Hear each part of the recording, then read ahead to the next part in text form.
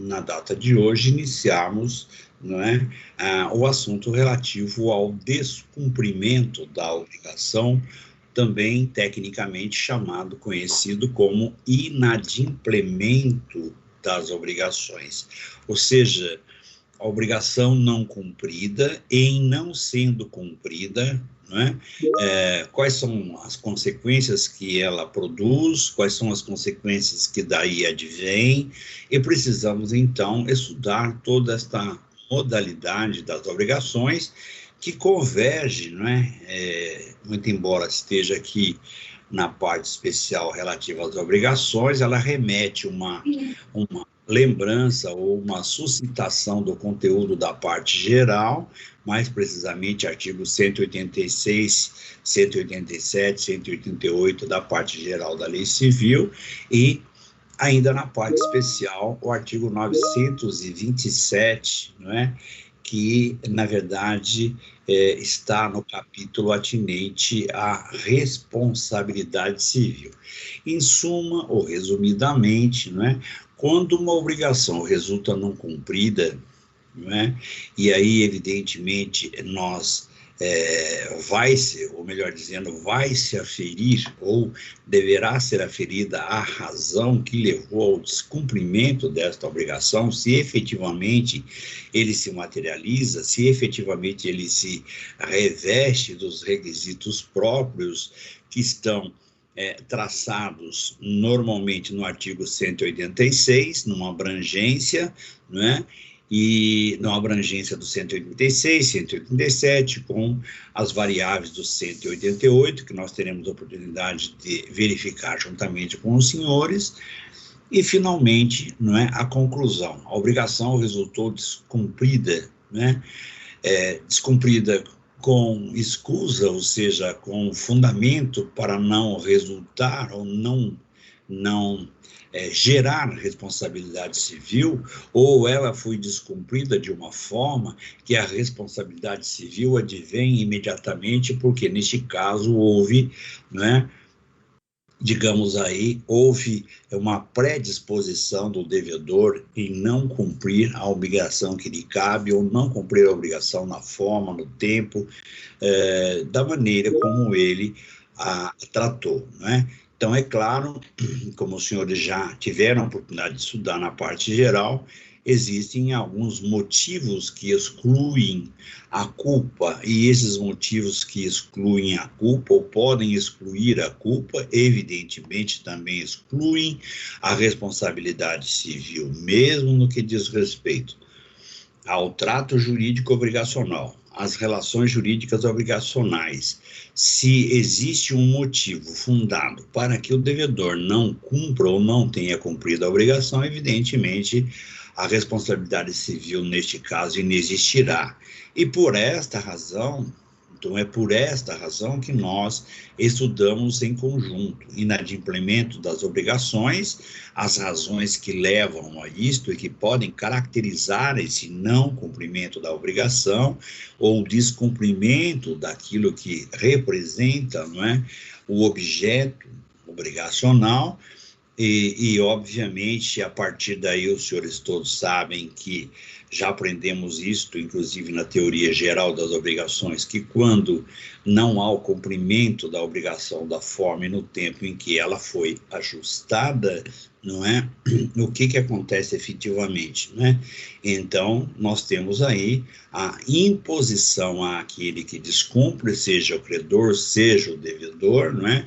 Os encargos, as responsabilidades ou as consequências de natureza jurídica, que deverá, então, ser suportado por aquele que deu margem ao descumprimento da obrigação, né? E por esta razão, então, mais uma vez repetindo, é que, em conjunto com o inadimplemento das obrigações, nós tratamos já em conjunto, não é, uma das consequências fundamentais desse descumprimento, que é exatamente a responsabilidade civil, né? Para que nós cheguemos, né, ou nós consigamos estudar, digamos aí, todos esses princípios que regem o inadimplemento da obrigação, é preciso que nós, é preciso lembrarmos, então, que, digamos, a responsabilidade civil, ela tem uma origem, e a origem, como eu já disse, repito, é o artigo 186, artigo 187 da Lei Civil, parte geral. E as consequências da caracterização, né, da prática do ato previsto no artigo 186 ou 187, sem as exclusões próprias da responsabilidade, né, que nós podemos estudar nesse artigo, né, que estão previstas no artigo 188, dependendo, então, da análise deste precedente, nós vamos encontrar ou vamos esbarrar no consequente, que está previsto no artigo 907, que é a responsabilidade civil, né, que é a obrigação de indenizar, de reparar os danos, existem os acréscimos, a imposição de penalidades e assim sucessivamente. Muito bem. Para que nós consigamos, então, desmistificar esse assunto, não é? Para seguirmos adiante com o nosso roteiro de matéria, nós precisamos retornar, né? Fazermos uma viagem ao passado e voltarmos ao artigo 186 do Código Civil, parte geral, não é? Artigo este que estabelece o princípio fundamental, né, da caracterização ou análise do ato praticado por alguém, e neste contexto, neste universo, se insere o devedor, para caracterizar se o ato praticado por ele se reveste das condições de ilicitude prevista no 186 ou 187, que são os dois artigos que tratam dessa matéria, e ainda, né, estudarmos as excludentes, né, da culpa que estão previstas no artigo 188, inciso 1, 2 e seu parágrafo único, tudo da parte geral. Portanto, nós estamos, num primeiro momento, fazendo uma viagem de volta ao passado para, então, retomarmos este assunto, não é? E este assunto, né, ao qual me refiro, que é a teoria dos atos ilícitos, né, as obrigações decorrentes de atos ilícitos, né, genericamente está prevista no artigo 186 e 187, esta é a base fundamental. Nós temos ainda, né, digamos, as consequências, né, a responsabilidade civil advinda do descumprimento de uma obrigação, não é?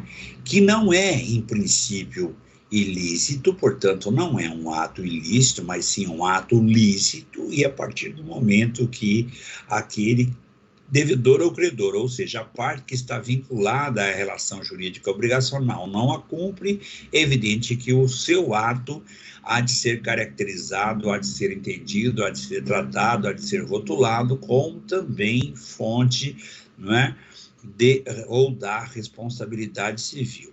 Claro, é evidente que quando nós falamos da responsabilidade civil advinda da prática de um ato ilícito, então, genericamente, este ato está capitulado no artigo 186 e 187. Ótimo, não é? Só para nós, digamos, termos ciência do conteúdo, então, o 186, aquele que por ação ou omissão voluntária, então, portanto, é voluntário, ou seja, com vontade de, né, com intenção de, negligência ou imprudência, violar direito e causar dano a outrem, ainda que exclusivamente moral, comete ato ilícito. E, obviamente, né, nós temos aí também, na sequência, o 187, também comete ato ilícito o titular de um direito que, ao exercê-lo, excede manifestamente os limites impostos pelo seu fim econômico ou social, pela boa-fé ou pelos bons costumes.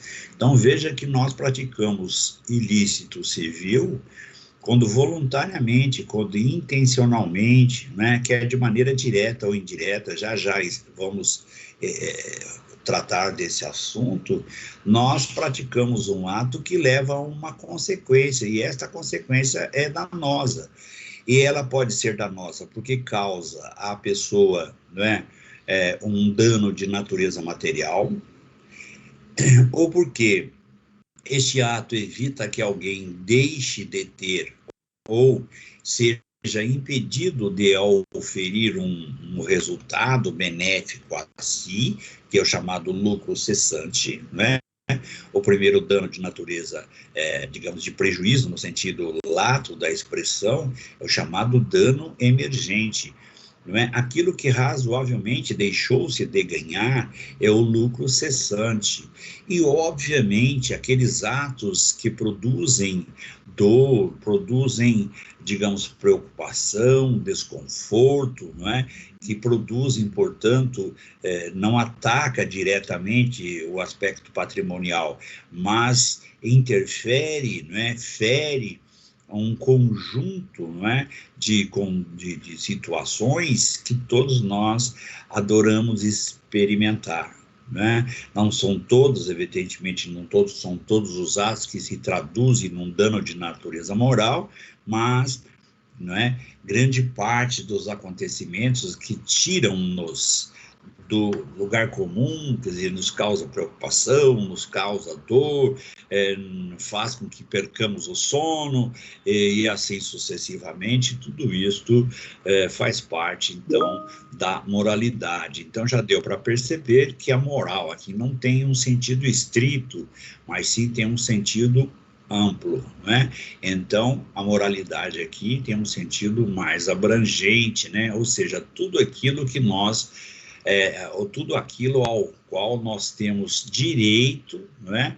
Como viver pacificamente, não ficar em sobressaltos, não ficar, digamos, sob ameaça de um acontecimento desastroso ou nefasto por culpa de outrem. Obviamente, quando é por iniciativa ou por negligência ou por imprudência da nossa parte, é claro que aí o resultado será suportado por nós. Agora, quando tudo isso é realizado, é feito por alguém, né, por uma outra pessoa, portanto, então, impondo à parte integrante da relação jurídica toda esta consequência que seria totalmente evitável, então, aí neste caso, nós temos, então, a responsabilidade civil de alguém. Quando é ato praticado por nós erramos, nós assumimos as consequências. Quando assim não é, quem praticou o ato que deu origem a esse desconforto todo, ou que gerou prejuízo de ordem material, seja no sentido literal da expressão, quer dizer, o dano a alguém, ou fez com que alguém deixasse de ganhar aquilo que regularmente ele ganharia se este fato não tivesse acontecido, né, que são os lucros cessantes, e finalmente o ataque à moralidade, que não tem nada a ver, né, de maneira estrita com os crimes contra a honra, né? Não tem nada a ver com injúria, não tem nada a ver com difamação. Estes atos também são geradores de responsabilidade civil, mas não é só pela prática deles. Então, a partir desse momento, nós vamos genericamente, porque esta matéria faz parte aí, né, exatamente da matéria que vamos ver, e tem todo esse princípio, e os senhores já tiveram a oportunidade de ouvir a respeito da explanação geral a respeito desse princípio, então nós vamos só, evidentemente, recordar o melhor que nós pudermos e continuarmos aplicando esses princípios, aplicando, portanto, estas informações àquilo que nós efetivamente vamos estudar. Pois bem, para começar esse assunto, para, digamos, começarmos a analisar esse assunto, nós vamos invocar aqui, né, digamos, alguns princípios do comportamento humano, né, sob a ótica positiva. Então, o ato comissivo, positivo, o ato de fazer, assim como nós vamos colocar nesse universo também o ato negativo, ou seja, o não fazer. Então, nós temos a diligência, aliás, melhor dizendo, né, a parte positiva, ou seja, a prática do ato efetivo, ou, no caso contrário, né, a não prática do ato que deveria ter sido praticado. Então, nós temos a ação, que é a parte positiva no que diz respeito à prática de um ato atentatório contra o direito de outrem, e nós temos o ato omissivo. Alguém deixou de praticar um ato, né, que, se praticado, evitaria que o resultado se materializasse, que o resultado se perpetrasse, não é? Que ele se tornasse, portanto, um consequente no que diz respeito à responsabilidade civil, no que diz respeito, então, ao prejuízo. Pois bem, os senhores já estudaram em civil, nesta parte aqui, e já tiveram a oportunidade também de estudar em direito penal, não é? Principalmente na introdução aí à teoria geral de direito penal. Em algum momento os senhores estudaram, digamos, o fundamento, não é? Para que no direito penal se traduza num delito, né, que é o dolo e a culpa, né? O dolo nas suas mais diversas acepções, a culpa nas suas duas acepções conhecidas, né? E depois, no direito civil em si, né, a culpa, que tem um sentido amplo, né, tem um sentido abrangente, e trazendo consigo, quer dizer, a intenção de praticar o ato, efetivamente buscando o resultado, que para o direito penal é o dolo, né, e aqui no direito civil nós usamos isso como culpa, a culpa como sendo, então, aí o precedente, como sendo o marco inaugural, como sendo o ponto de partida para a caracterização do que? De um ato ser prejudicial ou danoso, ou capaz de impor a alguém perda, prejuízo e assim sucessivamente, e com isso, então, nós temos um consequente, ou uma consequência. E qual seria a consequência? A obrigação de reparar o mais que possível, o melhor que possível, o prejuízo ocasionado. Quer porque alguém agiu querendo agir desta forma, quer porque ele não se acercou dos cuidados mínimos indispensáveis para praticar o ato e com isso produzir um resultado ainda que não querido, né? Então, as características fundamentais da apreciação, né, do ânimos, ou seja, daquilo que a pessoa, daquilo que o ser tem intenção de fazer, entre o direito penal e o direito civil, há uma diferença fundamental. Até porque, se nós pegarmos o direito penal só para exemplificar, não vamos tratar de direito penal, mas só para usar como base, lá nós temos delitos criminosos, portanto, crimes puníveis a título de dolo, em princípio, e vamos encontrar outros que são puníveis a título de dolo, né, e são puníveis também a título de culpa. Isto no ramo do direito criminal, que é um ramo do direito público. As características são próprias desse ramo do direito.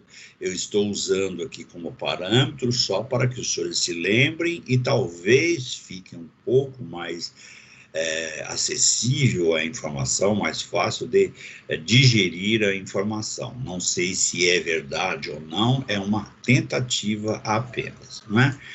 Então, nós não vamos aqui na lei civil, não existe esta diferenciação, ou seja, a responsabilidade civil, né, porque alguém teve a intenção pré-estabelecida de praticar o ato e causar o resultado, ou alguém que desavisadamente não se acercou, né, dos cuidados mínimos indispensáveis, para praticar o ato e com isto causou danos a alguém, ou ainda aquele que não tinha habilidades próprias para praticar o ato e mesmo assim o faz, assumindo o risco de produzir um resultado danoso, mesmo tendo consciência de que não tem destreza para tanto. Então, aqui na esfera civil, nós não temos o ato, ele digamos, precedente para a responsabilidade civil, porque o agente agiu com dolo. Quando agiu com culpa, há uma diferença. Não, aqui não existe diferença. Agiu intencionalmente, é responsável pelo resultado. Não se acercou dos cuidados mínimos indispensáveis. É responsável pelo resultado também. Deixou de praticar o ato que deveria praticar, portanto, se omitiu, e o resultado aconteceu, Então, a responsabilidade civil tem aí o precedente perfeitamente estabelecido, e o elo de ligação entre o fato precedente e o fato consequente, é, na verdade, o que? É um princípio fundamental, um binômio que tem, evidentemente, que se materializar para gerar a responsabilidade civil. Então, nós temos um elo de ligação entre o fato, entre o precedente, aquilo que se praticou num primeiro momento, quer intencionalmente, quer sem intenção, mas desavisadamente, quer negligentemente, quer imprudentemente, e assim sucessivamente, ou assim na sequência, para gerar, então, um determinado consequente. E assim que se traduz neste consequente, nós encaixamos ou no artigo 186, ou no artigo 187, que alguém, por exemplo, a pretexto de exercer um direito seu que é legítimo, transborda, vai além, ultrapassa o limite aceitável para o exercício desse direito e causa prejuízos a alguém, Diriam os senhores, é possível exemplificar essa segunda parte, que é um pouco mais nebulosa, assim, um pouco mais abstrata, tem um certo abstraísmo? Sim, imagine você é credor de alguém. Manifestamente, você emprestou um dinheiro para alguém, Esse alguém não lhe paga no vencimento, não é? Você tem o direito de cobrar? Sim, você é credor. Se você é credor e ele não pagou, você tem o direito de cobrar. Mas você não pode simplesmente cobrar da maneira que você acha que deveria ou que deverá ser. Você não pode, por exemplo, se instalar, digamos, na entrada da residência lá do devedor, digamos, e erguer uma plaqueta e dizer, ele não me paga, ele é meu devedor e há muito tempo, quer dizer, enfim.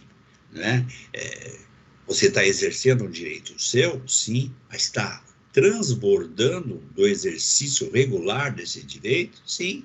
Você não pode, a pretexto de exercitar o seu direito, expor outrem, a uma situação vexatória, Isto atenta contra os bons costumes, isso atenta, então, contra, digamos, uma razoabilidade, uma situação razoável. Você pode exercitar o seu direito, sim, mas não pode transbordar daquilo que é próprio para satisfazer. Então, é muito mais razoável entender que o credor deva se acercar do mecanismo de ordem jurídica para buscar aquilo que é seu por direito, ingressando, por exemplo, com uma ação de cobrança nas suas mais diversas acepções, que os senhores estudam em direito processual civil, um outro ramo do direito e, portanto, mais um instrumental do sistema jurídico, Então, é fundamental, quando nós nos deparamos com a caracterização da responsabilidade civil, quer por atos praticados fora da relação, digamos, fora da relação obrigacional e, obviamente, aquelas praticadas em razão da prática de atos ilícitos, potencialmente capaz de traduzir, então, em prejuízos a alguém. Então, nós estamos diante aí da fonte, né, da, digamos, caracterização do fundamento para que nós possamos, ao analisar um ato, dizer, olha, este ato é danoso. Se ele estiver ligado a um ato independente de uma relação obrigacional, ele será danoso e produzirá responsabilidade civil.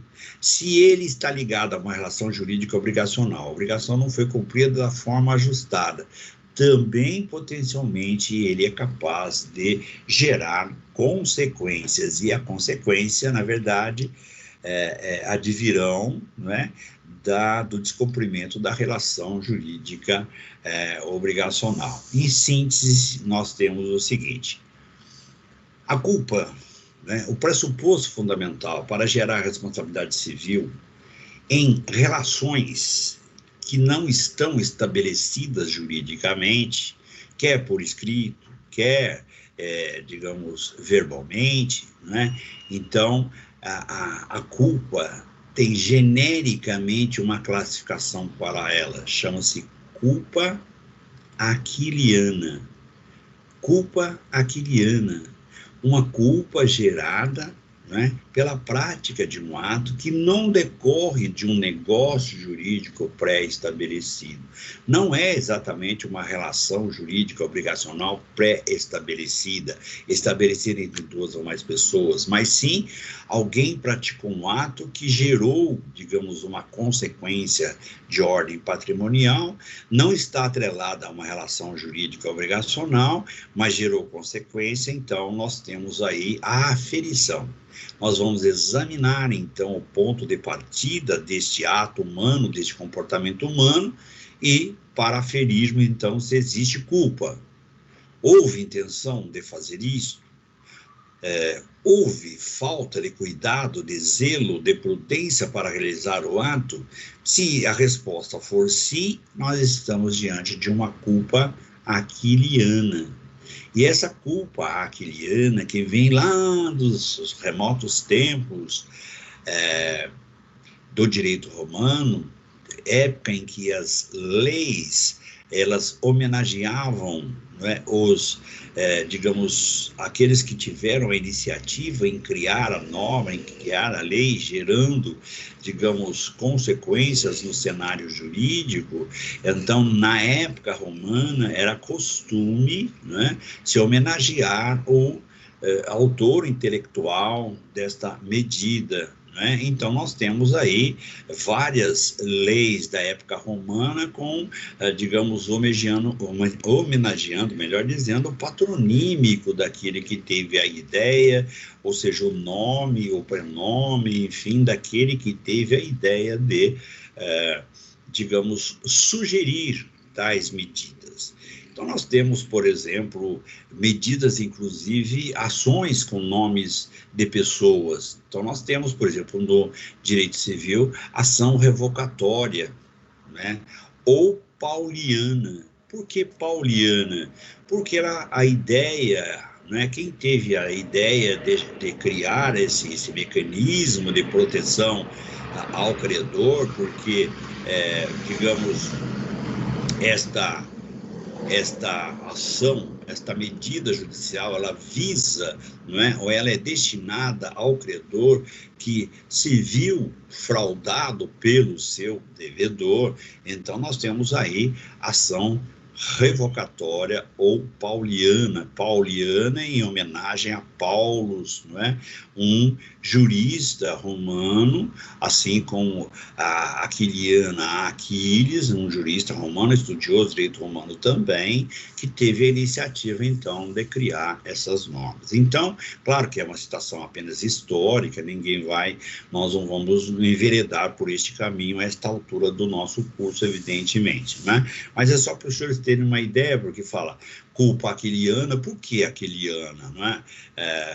Essa palavra representa o quê? Isso, na verdade, é uma homenagem a quem teve pela primeira vez a ideia de, digamos, juridicamente, né, criar mecanismos para se aferir esta famosa culpa. A culpa, na verdade, gerada por um ajuste de vontades é a chamada culpa contratual, né? A culpa contratual. Se é numa relação jurídica obrigacional, então a culpa advinda da relação obrigacional. Então, não tem nomenclatura específica e tal, fica exatamente explicitando pela origem, de onde vem, o que aconteceu efetivamente, né? O devedor deixou de cumprir a obrigação espontaneamente, intencionalmente, ou então ele não cuidou de praticar os atos diligentes para evitar que o resultado desastroso acontecesse, ou então foi o credor que se recusou injustificadamente a receber, criou obstáculo, se arrependeu, enfim, qualquer que seja o motivo. Então, nós vamos examinar o precedente, obviamente o consequente, existe um elo de ligação entre os dois, então existe o chamado nexo de causalidade entre o precedente e o consequente, né? Se eu consigo estabelecer esse binômio precedente-consequente e entre os dois existe um nexo, chamado nexo de causalidade, então nós temos o quê? Nós temos o precedente caracterizado e, obviamente, vamos atrás dos consequentes, né? Então, em tese, é isso. Diriam os senhores, e ainda é preciso que nós relembremos, né, a questão, a culpa no sentido amplo é formada por dolo, né, e é formada pela culpa no sentido estrito. Então, vou repetir, culpa no sentido amplo, né? E aqui para efeitos civis, ok? Não para classificação criminal, mas sim para efeitos do ato atentatório contra a licitude do direito civil. Então, eu tenho culpa no sentido amplo, também chamada de culpa lato sensu. Culpa lato sensu, ou culpa no sentido amplo da expressão, no sentido abrangente. E aí nós temos dolo, né? E temos a culpa no sentido estrito. Então, dolo, culpa no sentido estrito, juntas, somadas, equivalem à culpa no sentido amplo ou lato sensu da relação jurídica civil, e especialmente agora nós depois vamos tratar da obrigacional especificamente, né? Tá certo? E vamos também falar para os senhores da culpa extracontratual ou aquiliana, assim chamada, ou seja, a culpa fora dos contratos, das relações jurídicas obrigacionais em espécie, e vamos aí então ter um panorama. Os senhores não fiquem chateados ou bravos de falarmos isso de maneira compassada e muitas vezes repetitiva. Por quê? Porque nós vamos lembrar coisa que os senhores já viram e vamos encaixando paulatinamente no contexto que nós precisamos, porque daqui a pouco nós voltamos lá para a sequência da nossa matéria já com esta, digamos, com esta parte rememorada, espero eu, para ficar, então, mais suave, digamos assim, ou mais acessível, se preferirem, aquilo que vamos efetivamente desenvolver a partir de então. Então, não se sintam massacrados com repetição, informações, repetição, mais uma vez repetição e assim sucessivamente, porque se faz neste momento necessário e fica também aqui a chamada de atenção no bom sentido de que isto será, digamos, base para o futuro. É uma questão jurídica bastante intrincada, essa questão da responsabilidade civil, seja ela extracontratual, seja contratual, né, seja em decorrência da prática de ato ilícito já desde a origem e assim sucessivamente, né? Porque nós temos a ilicitude pura e simples, ou seja, alguém ferindo o direito e praticando o ato que atenta contra o direito de outrem, e nós temos alguém que, em razão de um ato lícito que praticou, ao deixar de cumpri-lo da maneira adequada, pratica também um ilícito. E ainda temos aquele que, a pretexto de exercer um direito seu, que é legítimo, que é entendido como correto, ele extrapola, ele vai além, ou ele o faz de maneira não aceitável, não proba, ou seja, não honesta, né? Não de boa fé, e assim sucessivamente. Com o passar, daqui a pouco nós vamos encaixar essas informações na sequência lógica. Pois bem, então voltando, não é, ao ânimos, né, a intenção, a vontade, né, aquilo que o agente, aquilo que alguém, né, tenciona, tem intenção, ou então deixa de ser zeloso e acaba atingindo um resultado que ele, em princípio, não queria, mas que não foi capaz de antever, né? Então, nós temos aí, no primeiro momento, o dolo. O que é o dolo? O dolo é a intenção livre e manifesta, portanto, clara, de praticar um ato, tendo ciência, né, do resultado desastroso ou prejudicial ou ainda danoso que ele será potencialmente capaz de produzir. Então, é vontade mesmo de praticar o ato e buscar o resultado. Esse é o chamado dolo direto ou dolo essencial, né? Dolo direto ou dolo essencial. Depois nós temos, não é, o dolo numa acepção acidental. Então, alguém, ele não procurou efetivamente, né? Ele não praticou o ato buscando o prejuízo, mas ele praticou o ato assumindo o risco do resultado. Então, o dolo é eventual, né? Não é um dolo direto, essencial, mas ele é acidental, eventual, né? Depois nós temos uma modalidade abaixo, gradual abaixo, né, do dolo acidental, que é a culpa consciente. O que é a culpa consciente? É praticar o ato torcendo para o resultado danoso não aconteça, né? Então o sujeito sabe que aquele ato que ele está praticando é capaz de produzir um resultado danoso, mas ele continua praticando, torcendo para que o resultado não aconteça, né? Então, a famosa culpa consciente. Depois nós temos a culpa no seu sentido estrito, né? A culpa no sentido propriamente dito, ou seja, alguém não se acercou dos cuidados mínimos indispensáveis que são comuns ao homem comum, portanto, um ser de mediana inteligência, mas ele não se acercou dos cuidados mínimos, do zelo necessário, não tem ele a destreza, ou seja, a habilidade própria para praticar o ato, e mesmo assim, sabendo disso, ele arrisca e o faz, ele não está buscando o resultado, mas, né, ele está, de alguma forma, né, assumindo o risco de produzir um resultado mesmo sem querer. Em razão do quê? Em razão da negligência, em razão da imperícia, em razão da imprudência.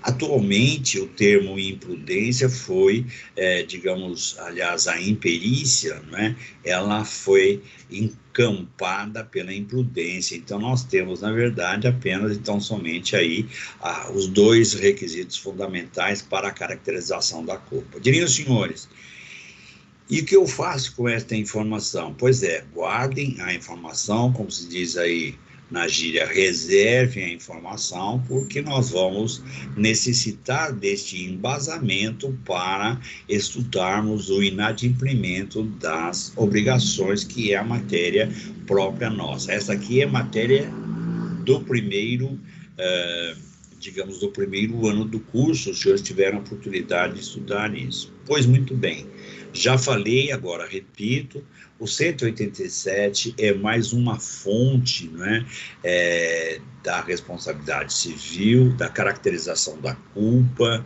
não é? E aqui, então, sempre lembrando que no direito civil a culpa é sempre observada no sentido amplo, não é?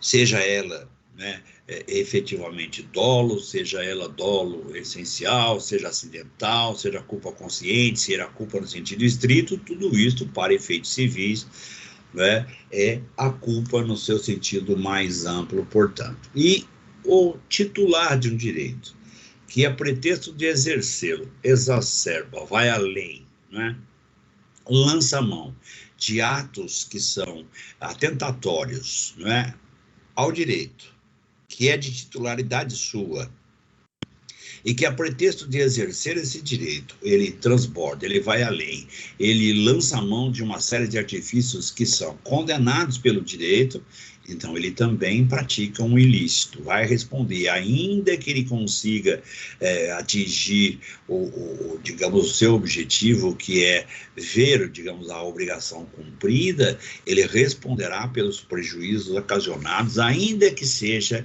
exclusivamente de natureza moral. Pois bem, na sequência, nós temos o artigo 188, que, vez por outra, pode ser aplicado, pode ser suscitado, pode ser chamado a excluir a culpa de alguém. Então, nós encontramos no artigo 188 as excludentes da culpa, né? Então, nós encontramos aí que, muito embora praticados os atos caracterizadamente ilícitos, existe, digamos, um acontecimento que justifica a prática deste ato, tirando deles, não é, o resultado ilícito, ainda que o dano ocorra, mas ele é justificável, né, pela previsão expressa da lei civil. Então, não constituem atos ilícitos, né? Então, seria a inimputabilidade civil. Então, mesmo que alguém pratique um ato que seja caracterizadamente, né, digamos, gerador de responsabilidade civil, né, se acontecer um dos fenômenos previstos no inciso 1, 2 e parágrafo único do artigo 188, então, esta pessoa, este ser, né, não terá, então, a obrigação de responder pelo resultado danoso, né? Diriam os senhores, bom, então nós encontramos aí, só para a gente, vamos verificar e vamos tratar desse assunto com os senhores. Então, não constituem atos ilícitos. Os praticados em legítima defesa, não é? Ou no exercício regular de um direito reconhecido.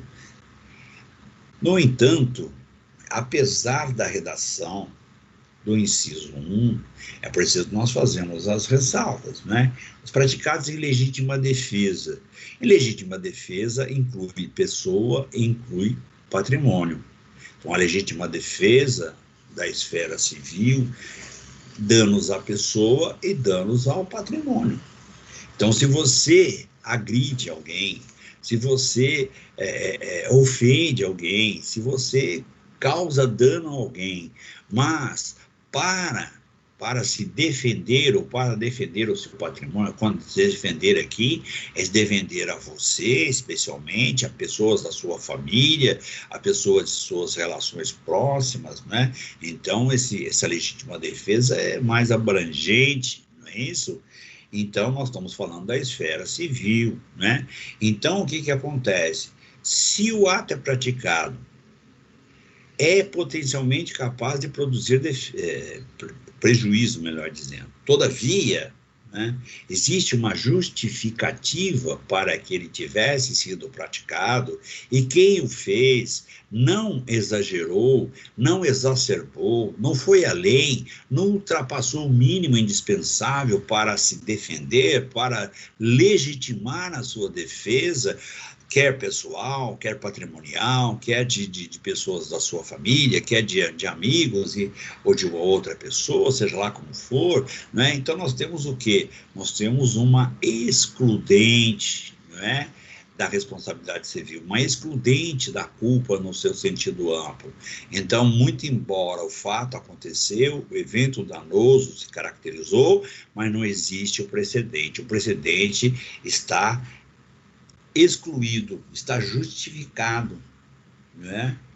Queriam, senhor, me dê um exemplo. Imagine a seguinte situação. Você está na sua propriedade e alguém resolve ingressar nela para desalojar você de lá. E, obviamente, esbulhar a sua posse, ter a coisa para si como se sua fosse. Né? Você pode usar de todos digamos, os meios disponíveis para evitar este mal maior, né? É a legítima defesa da posse, por exemplo. Acontece que tudo isso tem limite, né? Então o sujeito está lá, digamos, com uma espingarda de carregar né, pela boca, uma pica-pau, e você diz, não, vou defender aqui a minha posse, né? Você, então, tem lá um canhão, né? Você é proprietário de um canhão, está lá na sua propriedade, você aponta para o inimigo e dispara, quer dizer, você não precisava de um canhão, né, para espantar o esbulhador, né? Bastava você usar meios que são conducentes, ou seja, compatíveis com o ataque, para justificar a legítima defesa. Diriam os senhores, bom, e se eu exagerar? Você terá uma culpa pelo excesso, né? Então você responderá civilmente, terá responsabilidade civil pela diferença. Até onde se caracteriza a legítima defesa, você não responde. Mas pelo excesso, ou seja, aquilo que foi além, você responderá. Por quê? Porque a excludente da culpa vai até o limite exato para evitar o mal maior, né? Muito bem. Então, nós temos aí os praticados em legítima defesa no exercício regular de um direito reconhecido, e já demos uma ideia geral dos dois. Depois, né, a deterioração ou destruição da coisa alheia, ou a lesão à pessoa, né, com a finalidade, portanto, de remover ou evitar, né, um perigo ou um dano maior. Então, nós temos aí algumas possibilidades. Por exemplo, no direito de vizinhança, né, você tem um imóvel que está ajusante, ou seja, num plano inferior em relação ao seu vizinho, que tem um imóvel amontante, ou seja, um imóvel na parte mais alta.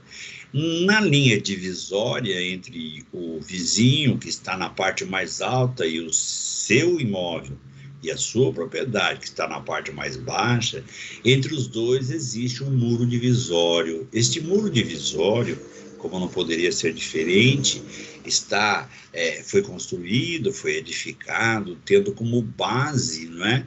Obviamente, né, o solo, né, a base do solo, que faz divisa entre as duas propriedades, não é?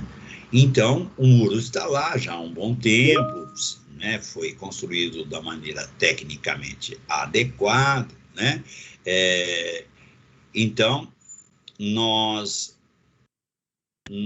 na verdade, vamos imaginar que amanhã ou depois aconteça lá uma série considerável de chuvas sequenciais, e houve ali um desmoronamento do talude, ou seja, do barranco, sobre o qual estava edificado o muro. E nós passamos a ter, né, por obra da natureza, um muro praticamente aéreo, quer dizer, a base, né, a fundação do muro ficou exposta.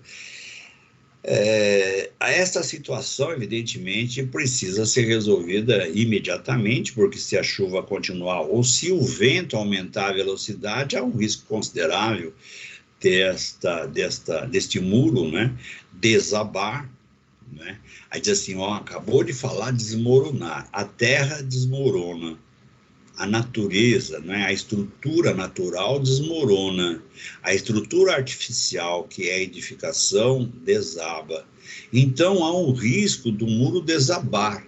E se ele desabar, ele vai produzir um resultado altamente danoso ao imóvel, à construção, né, que está no plano ajusante, num plano inferior, né, e numa potência considerável, né?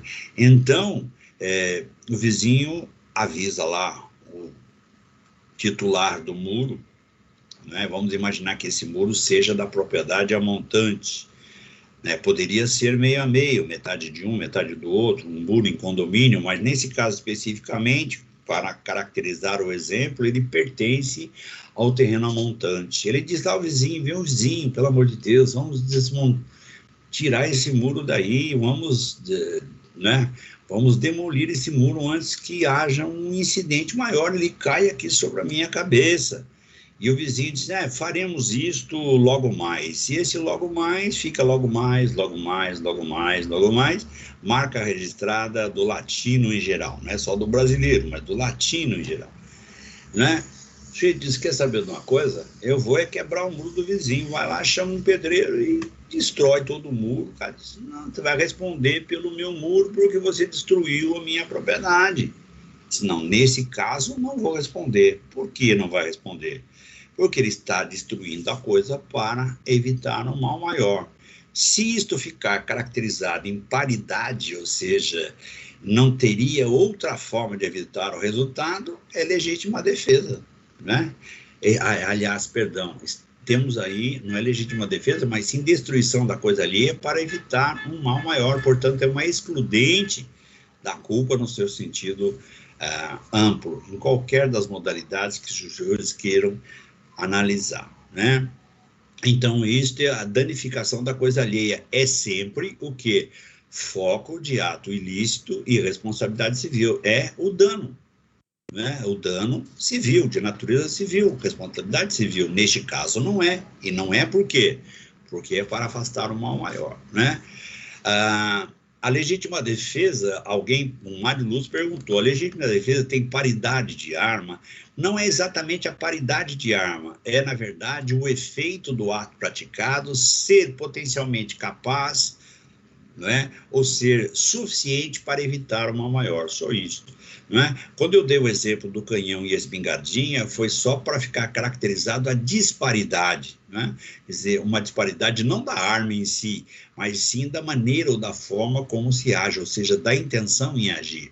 Na verdade, aquele sujeito que está dizendo, olha, que apontou o canhão para o outro, diz, eu estou praticando legítima defesa. Não está, não.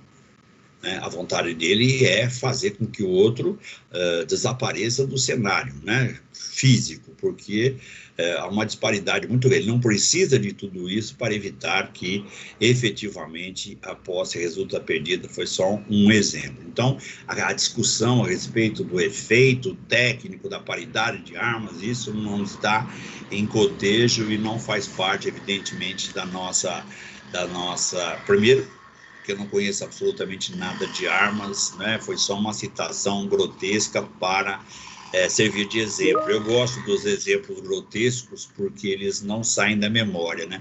Ficam guardados, né? Algo muito elaborado, o sujeito esquece no minuto seguinte. E um negócio grotesco, uma coisa um tanto quanto contundente sob a ótica não aí de ser elaborada, mas sim de ser grotesca no sentido específico próprio da expressão, acaba ficando guardado, né?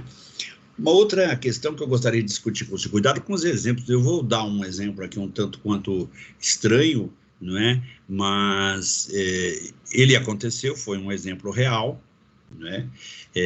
Nós tivemos oportunidade, muito embora seja estranho, mas eu vou citar o exemplo porque nós atuamos, né, nessa discussão a respeito desse assunto, e foi exatamente o que nos salvou, foi aí a previsão do inciso 2 do artigo do artigo 188, melhor dizendo, né? 188. Tá. Vamos colocar isso no lugar. Então, artigo 188, né, inciso 2 aí. E é exatamente o seguinte, então eu já falei da deterioração, destruição da coisa alheia, lesão à pessoa. Todos nós sabemos, né? Todos nós sabemos, por nada, Mário, todos nós sabemos, os senhores sabem, e eu tenho, né, nós temos aí a informação, todos nós sabemos, então, que causar danos à integridade física de alguém é crime. E que todo crime tem efeito civil, tem consequência de natureza civil, né? Quer dizer, além do fato ser caracterizado como delito civil, gerar pena, gerar sanção sob a ótica criminal, também tem os efeitos civis da sentença, por exemplo, penal condenatória, e tem mais. Digamos, os fundamentos e as consequências, elas coexistem, e uma, evidentemente, não exclui a outra, inclusive eles podem gerar ou podem ir em paralelo, né? Eu posso discutir numa esfera e puxar as consequências para outra, eu posso discutir nas duas searas, civil e criminal, os atos, cada um com as suas consequências próprias, né? Muito bem. E voltando, então, melhorou? Voltou aí?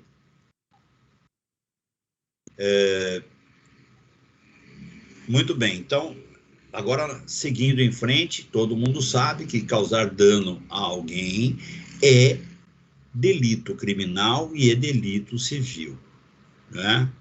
No entanto, se este ato for praticado para evitar um mal maior, né, para evitar uma situação, né, como diz aqui, né, para afastar, né, um perigo iminente, muito mais contundente, muito mais, digamos, extenso, né? Então, muito embora esse ato de causar dano à integridade física de outrem não é considerado fonte, não é considerado precedente, não gera nexo de causalidade entre o precedente e o consequente, portanto, não há responsabilidade civil. Diriam os senhores, como assim, né? Causar danos a alguém? Vamos dar um exemplo claro, e muito embora não seja talvez o melhor elaborado, mas assim grotesco. Por exemplo, um sujeito cortou a perna do outro, por exemplo. Pegou um facão lá, daqueles facões de cortar cana, né, de canavieiro, foi lá e decepou a perna do sujeito, cortou no joelho, né, separou, digamos. É dano. Você fala, poxa, mas ele praticou um delito. Sim, lesão corporal gravíssima, né? Tirou um membro do sujeito, tirou a capacidade elaborativa dele, inclusive, né? Olha só, né? Então isso, mas isso é culposo, sim, sem dúvida que é. Não tem a menor dúvida que é. Não vamos nem levar adiante a discussão. Mas, numa outra situação, pode não ser. E assim, puxa, agora ficou complicado. Pois é, tem coisas em direito que parece que são e não são, e outras que parecem não ser e são. Então, nós precisamos sempre estar atentos, né? O que determina a existência do direito ou não são os fatos. Então, imagine a situação. Um sujeito cortou a perna do outro. Intencionalmente, por acidente, não importa, é lesão corporal. Certo? É lesão corporal. É fonte de obrigação civil. É responsabilidade civil e é responsabilidade criminal. Mas, e se acontecesse este mesmo evento da seguinte forma? Olha como é interessante os fatos para o direito. O sujeito estava trafegando, não sei se os senhores conhecem ou não, vou fazer uma descrição aqui de uma situação que é muito comum. No interior do estado de São Paulo, mais precisamente na região aqui oeste do estado de São Paulo, né, ou quase lá, não tenho muita noção de a geofísica, na verdade, uma divisão da geografia física do estado, mas direção de Ribeirão Preto, ali, né, Serrana, naquela região toda ali que vai entre Ribeirão Preto e Franca, a região dos canaviais. Ali é muito comum haver estradas vicinais ou estradas entre os municípios que são de terra, são em terra, são de chão batido, né, não são asfaltadas.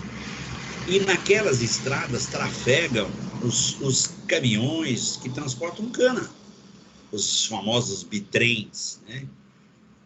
E eles, por estarem habituados a trafegar naquele local, por serem ali motoristas habituais no dia a dia, no seu exercício, eles dirigem aqueles caminhões como se fosse um automóvel de passeio, enfim, e fazem uma poeira incomensurável de terra vermelha que, onde segura na lataria do carro, precisa lavar 2, 3 vezes para sair, né? E, obviamente, não só os caminhoneiros utilizam essa estrada chamadas de vicinais, de chão batido, mas os moradores da zona rural ou das imediações também a usam. Imagine a seguinte situação, um sujeito dirigindo lá vamos criar um exemplo bem simples, está dirigindo lá o seu Unozinho, um Mille e tal, e vem um bitrem daqueles carregado de cana até o topo, né? E os senhores sabem muito bem que, né, para o caminhão é mais singela a situação, ele é grande, ocupa um espaço considerável e vem com a vontade própria. Passou pelo nosso sujeito do exemplo aí, encheu, né, a rua de pó, encheu o carro de pó e tudo mais. Obviamente o sujeito desferiu lá alguns impropérios e tal, e seguiu em frente. E o caminhão, naquele tucho de poeira, ou naquela poeira, se tornou invisível e continuou o seu curso, né?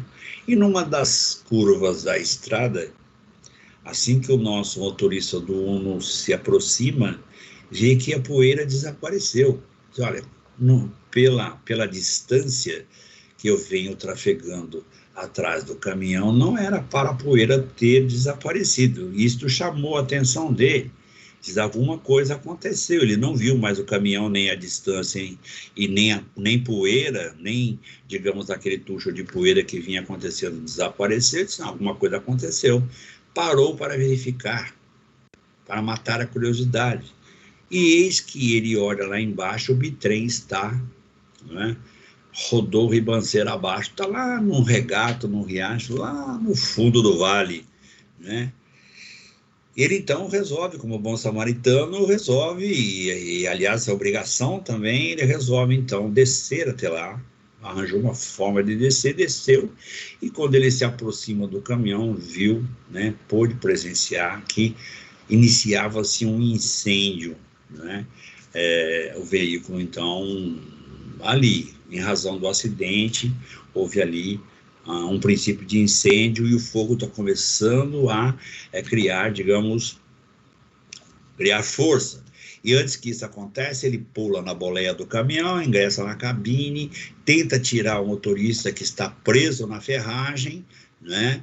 E ele não tem ali, evidentemente, alicate hidráulico, ele não tem serra elétrica, ele não tem nada ali, né? Ele tem, na verdade, um sujeito preso na ferragem com uma só das pernas, não é? Está preso no caminhão e ele não consegue, de todas as formas que ele tenta, ele não consegue tirar, e o fogo aumentando. E nisto ele vê um facão daqueles de canavieiro, né? Pendurado na cabine do caminhão, e não tem dúvida, né? Ele passa a mão no facão e corta a perna do sujeito exatamente para livrá-lo daquele fogo, retira o cidadão da cabine, né? E o que aconteceu depois? Isso é um fato verídico, né? O que aconteceu depois? O sujeito propôs uma ação indenizatória contra ele porque ele teria causado um dano de natureza irreversível, estético, inclusive, então queria danos morais, danos materiais, digamos aí, incapacitação laborativa, enfim, uma ação indenizatória monumental proposta na comarca de Ribeirão Preto, onde nós tivemos oportunidade de advogar, né, de fazermos a defesa do nosso ilustre cidadão que era, na verdade, amigo de um parente que morava naquela região e, enfim, acabamos fazendo a defesa dele e suscitamos exatamente esse princípio da excludente aqui da culpa, que é causar, né, do 188, que é, na verdade, causar lesão à pessoa a fim de remover o perigo iminente. Ora, o sujeito, muito embora tenha ficado sem a perna, o que evidentemente é algo, digamos, absolutamente indesejável para qualquer ser, quanto a isso não se discute, mas se ele não tivesse ficado sem a perna, ele teria perdido a vida, que é um bem maior, né? Isso ficou provado, né? Por perícia, evidentemente, depois que tudo isso aconteceu, foi chamada a polícia, foi feita perícia, enfim, se estudou todas as possibilidades, e claro, o Ministério Público entrou no contexto, e foi feito inquérito, e foi feita denúncia, e chegou-se à conclusão de que não havia nenhuma situação criminosa, né, não havia nenhuma intenção, e lá houve, na verdade, lá uma justificativa para a inimputabilidade penal e justificativa para a inimputabilidade também civil, né? Então, notem, os senhores, que quando nós falamos para os senhores, olha, tome cuidado com os fatos é que demonstram a existência ou inexistência do direito, e é absolutamente verdadeiro isso. Então, está aí uma prova. Aí diz assim, puxa, mas precisava dar um exemplo tão contundente assim? Bom, primeiro é um fato real. Aconteceu efetivamente, né? E nós ficamos um bom tempo trabalhando com este processo, porque isso demorou, se não me falha a memória, 5 ou 6 anos para chegar ao final, né? De qualquer maneira, vejam, e acabou sendo julgado em procedente ação, enfim, ficou dito por não dito exatamente pela excludente aqui da culpa no seu sentido estrito, quer no sentido estrito, quer no sentido amplo, daquele que causou lesão a outrem a fim de remover um perigo iminente. E o perigo aí era para lá de iminente, tanto é verdade que assim que ele tirou o cidadão da cabine do caminhão, né, houve ali um aumento considerável do incêndio, houve explosão e ainda sofreu lesões leves em termos de pular, de se atirar, digamos assim, no terreno, juntamente com o cidadão com a perna amputada, né? Enfim, lamenta-se, mas era o que se podia fazer, esta foi a conclusão final da decisão, né? Nós temos ainda para completar, né, o quadro de excludentes ou de exclusão da culpa no seu sentido amplo ou no sentido estrito, né, em qualquer uma das suas modalidades, o que está previsto no parágrafo único desse artigo 188. No caso do inciso 2, o ato será legítimo somente quando as circunstâncias o tornarem absolutamente necessário, não excedendo os limites do indispensável para a remoção do perigo. Então, vejam, senhores, que há evidentemente aí, entendeu, uma moderação por parte do legislador, esclarecendo até onde vai, hipoteticamente ou abstratamente, né, a conduta de alguém para se encartar, para ser encaixada, para, então, se adaptar ao inciso 2 deste artigo. Gostaria de discutir ainda com os senhores, não está nesta sequência, mas os senhores certamente já estudaram isso, já ouviram isso, né? Que é uma situação que sempre suscita curiosidade, sempre causa dúvida, né?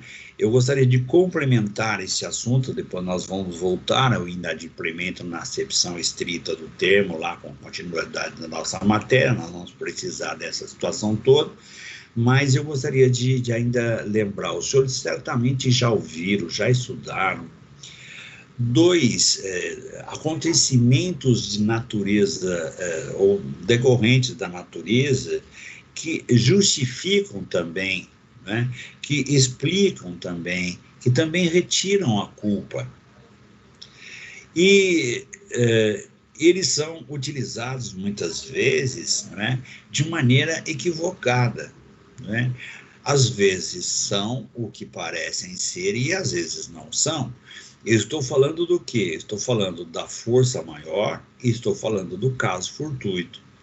São acontecimentos naturais que podem, evidentemente, trazer consequências para o mundo do direito ou podem não trazer. Depende das características de como eles ocorrem, né? Caso fortuito é aquilo que não é possível prever. Não é possível prever a efetiva ocorrência e, obviamente, onde exatamente isto vai dar ou vai acontecer, como, por exemplo, a queda de um raio, por exemplo, uma descarga elétrica. É possível, num primeiro momento, quando há uma tempestade, é possível que nós imaginemos ser capaz, ser possível a queda de um raio, mas nós não podemos afirmar que vai acontecer e muito menos ainda onde vai acontecer. Se essa situação acontece de maneira natural, não é, e causa danos a alguém, não é, causa danos ao patrimônio de alguém, então isso evidentemente não tem, não é? Não tem como imputar culpa a quem quer que seja. Mas é preciso tomar muito cuidado com a invocação dessas excludentes, dessas situações que justificam a inexistência de culpa, porque às vezes elas parecem ser e não são, né? Vamos imaginar uma situação real. Não vamos pegar uma culpa contratual. O A vendeu para B um cavalo. Certo? Simples o exemplo. A vendeu para B um cavalo. Convencionou-se o seguinte, né? Eles acertaram entre eles. Olha, eu estou precisando do cavalo ainda, digamos, esses 3, 4 dias, e eu vendo o cavalo, você me dá uma parte, né? E quando for, digamos, no final de semana ou na segunda-feira, vamos imaginar que seja segunda-feira, eu te entrego o animal e você me paga o resto. Contrato de compra e venda comum, tá certo? E assim, ele usou lá o cavalo, foi até a cidade, usou como transporte e tal, sem problema nenhum. Quando chegou no sábado, ele falou, bom, amanhã é domingo, é dia de descanso, né? Mas eu vou fazer o seguinte, eu vou adiantar essa situação, como eu combinei lá com o comprador que eu entregaria até segunda-feira, e eu acho que eu vou fazer o seguinte, eu vou entregar o cavalo para ele no domingo, logo de uma vez. E como amanhã, domingo, eu vou querer dar uma saída e tal, eu vou fazer o seguinte, esse cavalo, ele é meio difícil de ser capturado, digamos assim, solto no pasto, na pradaria. Então eu vou, digamos, fazer o seguinte, eu vou apreendê-lo hoje, vou colocar ele próximo aqui de casa, né? Vou amarrar uma corda aqui no entorno do cabresto dele, vou prendê-lo, digamos, naquela árvore, no pé da árvore. No dia seguinte eu acordo cedinho, vou lá, entrego o cavalo, cumpro a minha obrigação, recebo o dinheiro, posso ir lá no barzinho tomar umas e outras, posso ver o jogo de futebol, enfim, vou fazer o meu lazer. Então, cumpri minha obrigação, então agora vamos à devoção, né? E o que aconteceu? Ele fez isso, foi lá, pegou o cavalo, colocou uma corda no cabresto do cavalo, amarrou lá no pé de um eucalipto e tal, deixou um excesso de corda para que o cavalo pudesse se alimentar, pudesse pastar, portanto. E no dia seguinte, foi para casa, né? Foi lá, tomou seu banho, enfim, jantou e tal. De repente armou uma tempestade daquelas. Ele ficou lá, pô, vai chover mesmo. E troveja de lá, e relampejo, e aí relâmpagos, e isso e aquilo. Ele falou, puxa, mas eu não vou sair nesse temporal para ir lá soltar o cavalo, né? Afinal, vamos torcer para não acontecer nada, né? Mas aconteceu. Eucalipto é uma árvore que tem raiz pendular, portanto, em direção ao centro da terra, é um atrativo natural a raios, né? Acontece com muita frequência. Ele sabia disso, enfim, todo mundo sabe, é cultura popular, e ele, então, na verdade, não quis ir lá soltar o cavalo, caiu um raio sobre o eucalipto, transmitiu e matou o cavalo que estava, digamos, se escondendo ou se defendendo da tempestade, exatamente encostado no caule da árvore, né? Não sobrou absolutamente nada, né? Virou um carvãozinho o cavalo, tá certo ou não? Aí ele diz, bom, não tem problema nenhum, porque afinal o raio é um problema que a natureza produz. Então, se foi o raio que destruiu o cavalo, né, eu não tenho culpa nenhuma nesse sentido. E alega exatamente isso. E ele está errado. E o senhor, puxa, é mesmo? É. E por que ele estaria errado? Porque isto não é caso fortuito. Disse, como não é? É queda de raio? Ah, mas é queda de raio sobre um lugar onde o animal não deveria estar. Onde é que o animal deveria estar, já que ele era objeto de um negócio jurídico? Devidamente, o quê? Devidamente protegido pelo vendedor, que é responsável pela preservação da coisa até a sua tradição, até a sua entrega. Onde é que o cavalo deveria estar? No estábulo. Se aí sim tivesse ele no estábulo, e tivesse caído um raio no estábulo e queimado tudo e matado o cavalo, aí seria caso fortuito. Do jeito que a coisa foi realizada, da maneira como estava, não é caso fortuito. Ele deveria prever que poderia cair um raio e matar o cavalo. Isto qualquer ser de mediana inteligência seria capaz de prever, e ele não fez. Né? Então, esse caso fortuito não pode ser assim caracterizado. Da mesma forma, né, que a força maior é um acontecimento de ordem natural que alguém percebe que vai acontecer, mas não tem condições, não tem meios, não existe maneira dele evitar o resultado, né? Se assim for, também é excludente da culpa em razão de motivo de força maior.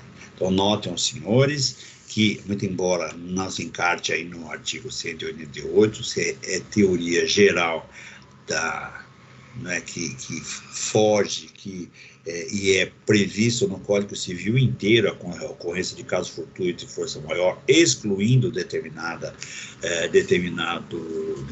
obrigação, e aqui também o é. Pois então, observando, né, tudo isso que falamos aos senhores, então agora vamos à continuidade do inadimplemento das obrigações e as consequências que advêm desse descumprimento da obrigação. Se o descumprimento da obrigação é em razão do dolo, da intenção nesse sentido, portanto, culpa no sentido amplo, ou é culpa no sentido estrito, então nós temos a responsabilidade civil daí advinda. Se for de uma relação jurídica obrigacional, então nós temos o quê? Inadimplemento de obrigação contratual. Se for de uma relação extracontratual, fora de qualquer trato, né, como acontece com as obrigações ilícitas, como acontece, por exemplo, um acidente de automóvel, por exemplo, né, então nós temos a chamada culpa, né, aquiliana, extracontratual ou aquiliana, tá certo ou não? Para arrematarmos esta introdução, ainda é preciso que nós nos lembremos do desdobramento da culpa, né? Culpa, quando eu falo de culpa dolo, quando eu falo de culpa dolo eventual, digamos, dolo eventual, que eu falo de culpa consciente, que eu falo culpa no sentido estrito, eu estou me referindo, eu estou fazendo referência, né, ao aspecto subjetivo da conduta humana, ou seja, aquilo que está dentro do contexto, não é? Imaterial do ser, do seu comportamento, da sua maneira de ser, né? Então, ele externou isso, materializou e tal. Então, nós temos aí a chamada culpa no sentido subjetivo, análise da culpa subjetiva. No entanto, existem disposições na lei civil que não levam em consideração o aspecto subjetivo da conduta humana para aferir a existência da culpa ou da não culpa. Leva em consideração o aspecto objetivo, ou seja, pouco importa o que o sujeito queria, ou pouco importa o que ele deveria ter feito. O fato é que ele, não fazendo determinada situação, o resultado veio. Então, a culpa é no sentido objetivo e não no sentido subjetivo, né? Vamos dar um exemplo de uma relação civil que todo mundo conhece e que já ouviram algumas vezes. Você vai, por exemplo, a uma loja e compra um produto, por exemplo, uma impressora, para o seu computador, né? E lá o vendedor lhe dá a garantia de 3 meses, enfim, um pouco mais, um pouco menos, pouco importa, lhe dá uma garantia de que aquele equipamento vai funcionar, pelo menos naquele período, né? E ele não funciona. Logo na sequência, ele apresenta defeito, e nós temos o quê? Nós temos aí, né? Você vai lá na loja, reclama, eles mandam, né, para o representante da indústria, que manda de volta para a loja, que vai para a indústria, enfim, aquele famoso jogo de empurra, né? Aí o lojista dizia, eu não tenho nada a ver com isso, quem produziu a impressora é que responde por isso, né? E ao que os senhores vão responder, nada feito. Quem produziu, quem distribuiu e quem vendeu fazem parte da cadeia distributiva do produto e todos são culpados solidariamente, ou seja, em igualdade de condições, tá certo? Independentemente de se provar culpa, não é preciso provar quem tem culpa, quem deixa de ter, esse é problema da cadeia distributiva. Você, consumidor, né, vai atrás da culpa no seu sentido objetivo, ou seja, o produto veio com defeito. Estamos conversados. Quem foi, qual a origem, quem praticou o defeito, isso é um problema da cadeia distributiva. Lá, a indústria que discuta com o seu representante, distribuidor, o seu distribuidor que discuta com a loja que discuta com todos eles, mas em relação ao consumidor, todos são culpados objetivamente. Não importa o que eles queriam, deixavam de querer, isso não faz a menor diferença. Só existe uma forma deles se livrarem desse encargo, provando que, não é? Digamos, provando que a culpa é do consumidor. Como isto é uma prova praticamente diabólica, eles são responsáveis, né? Objetivamente, portanto, eles têm responsabilidade civil objetiva, e neste caso, em razão de um contrato de compra e venda, portanto, é uma culpa no seu sentido contratual, não é por esta contratual e não é, portanto, aquiliana, né? Muito bem. Diriam os senhores o seguinte, o inadimplemento, o descumprimento da obrigação, ele tem estágios. E assim, poxa, eu nunca imaginei que pudesse ser assim, mas é, né? O inadimplemento, ele tem início, ou ele dá indício de que vai se materializar em algum momento. E que momento é esse, perguntariam os senhores? O momento é a data fixada, ou esperada, ou prevista para o cumprimento da obrigação. Se naquela data, naquela previsão, o cumprimento não se materializa, o cumprimento da obrigação não se perfaz, ele não se traduz numa realidade, no momento subsequente, no período subsequente, nós temos o quê?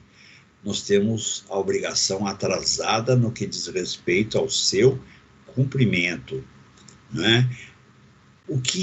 Como se chama este espaço de tempo, e não importa quanto espaço de tempo seja, ou seja, no primeiro momento, né, que seria possível a obrigação ser cumprida e ela não foi, o devedor está em mora.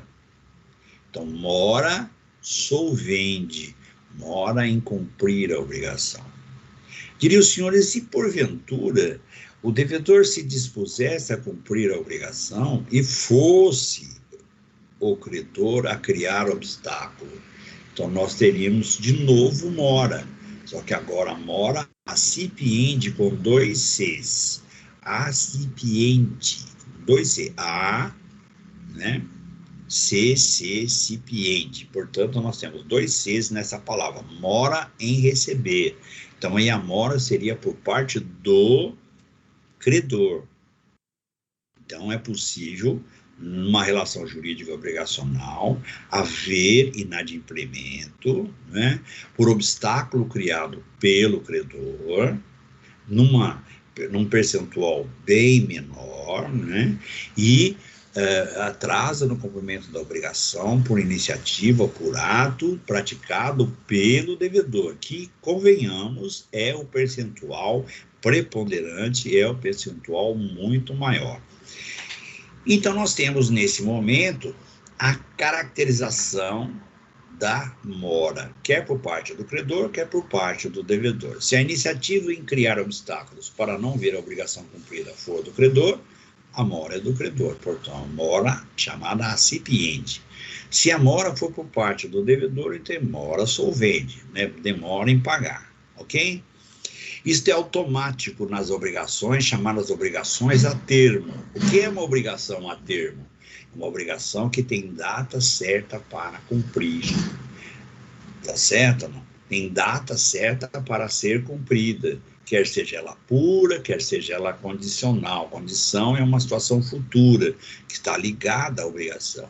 Mas a mora se caracteriza, em princípio, nós temos variáveis, temos exceções, mas em princípio, nas obrigações a termo, nas obrigações com data certa para cumprimento, elas se caracterizam automaticamente, em razão do tempo, ou seja, não foi a obrigação cumprida na data esperada, na data prevista para isso.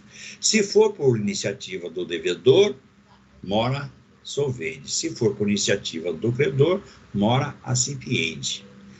E a mora é o primeiro passo na direção do descumprimento da obrigação. Por quê? Porque é possível, né, que no momento exato em que aconteça o atraso, já coincida o atraso com o descumprimento nas obrigações a termo, nas obrigações com data certa para serem cumpridas, né? Então, nós temos aí, neste caso, o primeiro passo na direção do inadimplemento, que é a mora. Então, a mora sempre precede, sempre vem antes do inadimplemento. E o inadimplemento pode ser por iniciativa do credor ou por iniciativa do devedor, ok? Né? Nós vamos fazer um intervalozinho de 10 minutos e voltamos na sequência. 10, um pouquinho mais de minutos aí, tomar uma água, um café e voltamos a conversar na sequência.